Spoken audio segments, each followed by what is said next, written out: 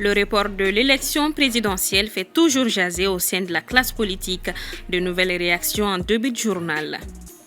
49 étudiants ont été interpellés puis déférés dans des maisons de détention suite à une descente policière dans les campus universitaires de Badalabougou. Quand les armes remplacent les matériels didactiques, c'est notre série de la semaine. Le Maroc accueillera la Coupe d'Afrique des Nations en 2025 avant de passer l'organisation au trio Kenya, Ouganda et Tanzanie en 2027. Mesdames et messieurs, bonsoir. Nous ouvrons ce journal avec de la politique. Le léger report de l'élection présidentielle annoncé par les autorités continue de susciter des remous au sein de la classe politique. Paul Yapinguesson. Initialement prévu le 4 février 2024, l'élection présidentielle au Mali n'aura pas lieu à cette date. Le ministre de l'administration territoriale, colonel Ablaye Maïga, explique le léger report par la prise en compte des résultats de la révision annuelle des listes électorales ainsi que la prise en compte de nouvelles dispositions de la Constitution adoptée en juin 2023 par référendum. Pour la Ligue démocratique pour le changement, présidée par Moussa Senko Koulibaly, cette décision est une grande déception. Le mouvement politique Tabali, de son côté, prend acte du report des élections présidentielles de février 2024 et salue la décision des autorités sur le report de la dite présidentielle. Le mouvement a fait comprendre que c'est surtout en fait dans une volonté d'apaisement, surtout dans ce climat de tension, qu'il apporte en fait son soutien non seulement à la transition, mais aussi qu'il faudrait comprendre que aujourd'hui, le climat actuel est tel que les élections ne sont pas possibles pour le moment. Il faut d'abord les apaiser. Il faut d'abord continuer à faire les réformes. Il faut aussi comprendre que aujourd'hui, nous avions plus besoin d'un apaisement au niveau des Maliens, entre les Maliens, que d'une élection. Après, les élections pourront venir tout naturellement. Le RPM, tendance Bokari Treta, note que le processus de transition politique du Mali est complexe, multi-acteurs et difficile. Sa conduite nécessite donc une inclusion plus large, une gestion politique et technique plus efficace, un dialogue plus dynamique et de l'anticipation. Si le directoire du nouveau-né des partis politiques, l'espoir pour la démocratie et la République, salue cette décision des autorités, il reste dubitatif quant à la date exacte de l'élection présidentielle. On a dit qu'il faut laisser législative, municipalité, ce n'est pas possible de le faire. Et puis en plus, il faut que le président qui l'organise, pour qu'il y ait moins de boucans, qu'il ait une certaine légitimité quand même. Seulement nous, on dit léger report là, on ne comprend pas. Et ils n'ont qu'à fixer, c'est eux qui avaient fixé l'autre date là. Nous, ce qu'on peut peut-être reprocher, c'est pourquoi ils n'ont pas donné une date quoi. Le comité directeur du parrainage regrette de son côté qu'une si importante décision a été prise sans aucune concertation préalable avec les acteurs politiques et de la société civile. Pour le parrainage, l'organisation d'élections est une question de volonté politique. Parce que c'était 18 mois, après on est allé à 24 mois, sans consultation, sans concertation entre les acteurs politiques et les acteurs de la société civile. Donc c'est le gouvernement qui décide tout le temps seul et de façon unilatérale. Donc l'argumentaire ne tient pas, parce que moi je me dis que tout est une question de volonté politique. Si la volonté politique était là, certainement on n'allait pas faire face à ce report-là aujourd'hui. En attendant que la nouvelle date soit communiquée, les regards se tournent également vers la CEDEAO qui n'a pas encore officiellement réagi à l'annonce du report de la présidentielle. Le ministre de la Communication, accompagné de son homologue chargé de la refondation et le président de la HAC, ont eu des échanges avec les journalistes hier mardi. Les hommes de médias ont été invités à plus de patriotisme et de professionnalisme dans le traitement des informations. Assetoumani Koulibaly a suivi la rencontre pour TM1. Face à la situation, sécuritaire notamment, les autorités de transition souhaitent mobiliser les journalistes. Un échange a été organisé hier mardi 26 septembre entre le ministre de la Communication et celui de la refondation de l'État avec des acteurs de la presse. Donc je vous reprends les points essentiels sur lesquels nous souhaiterons que vous vous apaisantiez dans vos futures communications. Le premier, c'est cultiver d'abord le patriotisme des Maliens. Parce qu'avant, on avait des communicateurs traditionnels. Quand les peuples étaient en guerre, on cultivait le patriotisme. Point numéro 2, développer une résilience du peuple malien. Parce que des difficultés, il y en aura. Mais on est habitué. On n'est pas né aujourd'hui. Donc les difficultés, nous aurons des difficultés et nous sommes prêts à y faire face. Et notre presse en premier. La troisième, c'est la motivation des forces armées et de sécurité à faire correctement leur travail. Faire correctement leur travail, c'est-à-dire à protéger toutes les personnes et tous les biens. La quatrième, c'est de contrer la campagne hostile d'intoxication qui est dirigée contre les Maliens. La plupart des interventions des journalistes ont porté sur l'aide à la presse, les difficultés que les professionnels du métier rencontrent dans l'exercice de leur travail, la recrudescence des vidéomans et de tous ceux qui ne sont pas aguerris au métier. L'envahissement des réseaux sociaux nous asphyxie tous. Ils prennent beaucoup sur votre travail, en mal souvent même. Mais ça, c'est un phénomène qui est là et nous sommes en train, je crois que certains d'entre vous sont au courant, d'élaborer des textes pour vous protéger aussi de ces gens-là. Et les textes vont être bientôt mis dans les circuits d'adoption. Nous avons dit que ces gens-là, certains vont commencer à payer les impôts, certains vont être taxés et certains vont être soumis à des conditions. Et ces textes ont été faits avec vous-même. Donc ça, c'est des efforts que le gouvernement est en train de faire. Quand un média, par son comportement, perturbe l'ordre public, appelle à la haine ethnique, religieuse ou régionaliste, ou appelle à la violence, le représentant de l'état des lieux peut le fermer. Sauf à lui de s'adresser à l'autorité de régulation dans des délais prescrits. Alors donc, toute liberté par nature, elle est encadrée. Il n'y a pas de blanc-seing en la matière. Alors donc, il est souhaitable que chacun se convainque de cela. Traiter une information qui va en phase avec le contexte du pays et éviter de favoriser la propagande dans le traitement, c'est vers cela que les hommes de médias ont été exhortés.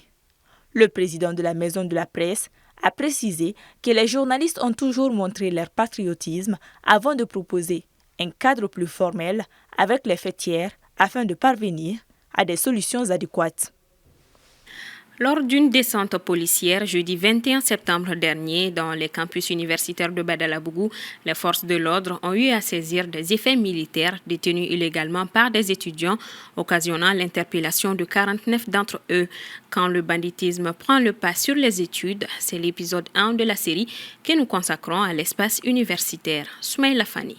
Devenu le nid de plusieurs vagabonds, les campus universitaires à Bamako suscitent l'inquiétude. Les forces de police ont effectué une descente musclée dans les campus de Badalabougou. Maintenant que l'opinion l'apprend, sinon nous vivons cette situation, on va dire, depuis toujours.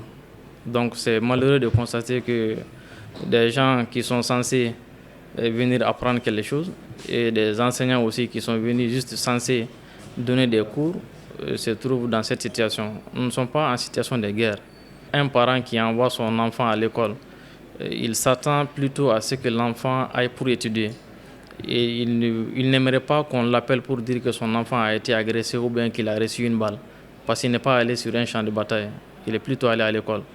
La même remarque pourrait être faite au niveau d'un enseignant. Un enseignant qui quitte sa famille, et effectivement, il est venu pour apprendre, pour donner des cours et pour faire de la recherche.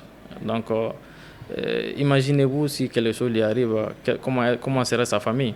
L'opération spéciale de police jeudi dernier fait suite à de multiples incidents qui se sont produits au sein de cette enceinte et entraînant même un arrêt de travail décrété par les enseignants de la dite faculté. Cette année, je dois vous dire que les événements ont commencé le 5 juillet. Alors le 5 juillet, pour juste une question de qui va s'asseoir devant, les étudiants se sont poignardés. Il y a un étudiant qui a reçu 5 coups de couteau et il a été pris en charge par l'administration. Et le 26 juillet, les mêmes événements ont commencé encore. Le 4 septembre, c'est là que les étudiants ils ont commencé à tirer. Et là, ils ont tiré, on a arrêté le travail. On a dit, puisque l'État ne nous écoute pas, nos autorités ne nous écoutent pas, on ne peut pas envoyer les enfants qui quittent leur famille, des innocents, se faire tirer dessus ici, ou bien se faire poignarder, ou bien des chefs de famille qui viennent pour faire un travail. S'ils ne sont pas sécurisés, donc on arrête le travail. Donc on a arrêté le travail le 4 septembre. Mais malheureusement, je vous dis, M. Fanet, du 4 septembre jusqu'au 13, personne ne nous a appelés, personne n'a même daigné demander qu'est-ce qui se passe. Armes à feu, armes blanches, munitions, bérets militaires, chicha et préservatifs ont été retrouvés au cours des fouilles. Comment vous pouvez comprendre que lors de la mise en place d'un simple comité d'étudiants qui est de telle bagarre, de telle catastrophe au niveau de l'école, soit des armes blanches, soit des armes légères pour se faire la guerre, vraiment c'est inadmissible. Parce que je pense que l'école est un espace pour l'éducation, pour apprendre, mais pas pour s'entretuer, pas pour se faire la guerre. Cette descente policière a occasionné l'interpellation des 49 étudiants et déféré au parquet de la commune 5 de Bamako. Pour les responsables de l'association des étudiants, les matériels saisis sont de nature à jeter le discrédit sur les étudiants. Des étudiants qui ne sont pas en train de vivre, mais qui sont en train de survivre dans les campus universitaires, parce que les allocations financières, c'est déjà un problème. Ils les reçoivent avec des retards. Non, ils ne vont pas aller investir ce qui les reste comme argent dans les cartons de préservatifs comme on les a vus. Ces cartons de préservatifs-là, c'est le fruit de certaines campagnes de sensibilisation par des ONG. Donc ce sont ces préservatifs-là qui se retrouvent dans les chambres d'étudiants qu'on les a donnés gratuitement suite à des campagnes de sensibilisation. Bon, tout ce qui a été retrouvé comme armes blanches et pistolets, d'ailleurs les pistolets artisanaux ne sont pas dans l'armée, il faut le dire aussi.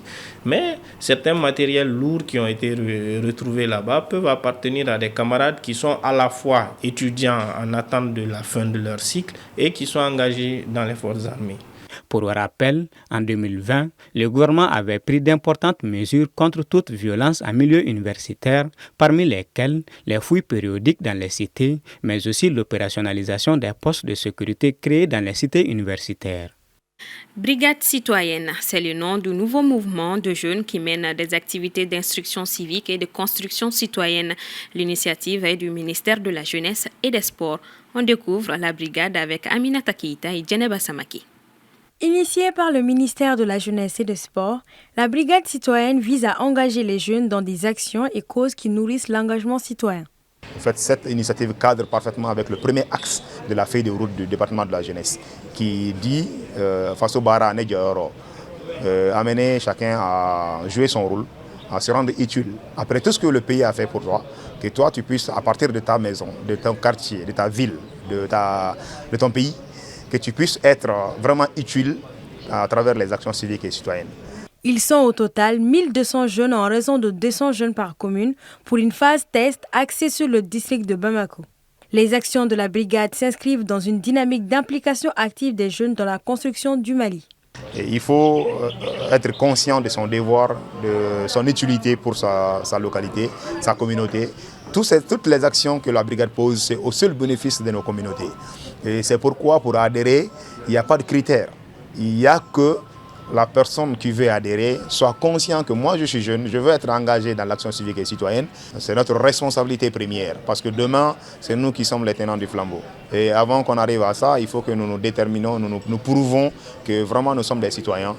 Pas seulement être des Maliens, mais un citoyen, c'est aussi connaître ses devoirs et ses droits et de les accomplir au mieux. Ainsi, la brigade effectue des actions de sensibilisation sociale, de nettoyage, environnemental, d'éducation, mais aussi sanitaire. Si nous prenons par exemple Paix à son âme, le funérail de Salif Keita Domingo, dont les brigadiers sont venus en réalité volontairement aider le logistique d'organisation pour que l'événement puisse bien être passé. Depuis son lancement, donc, chaque commune en réalité intervient avec ses dynamiques chaque dimanche pour pouvoir mener une action dans leur communauté. Par exemple, les actions de sensibilisation à la sécurité routière, les actions de reboisement également, les actions de sensibilisation également sur la citoyenneté et ainsi de suite.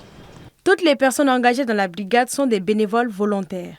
L'adhésion aussi est libre et volontaire dans chaque commune. Je suis émue de faire partie de cette initiative parce que j'ai toujours vu que s'il y a l'éveil de conscience chez les jeunes, ça peut contribuer au développement du pays. Vu que les jeunes, c'est la base de toute communauté qui veut développer son économie, même le pays.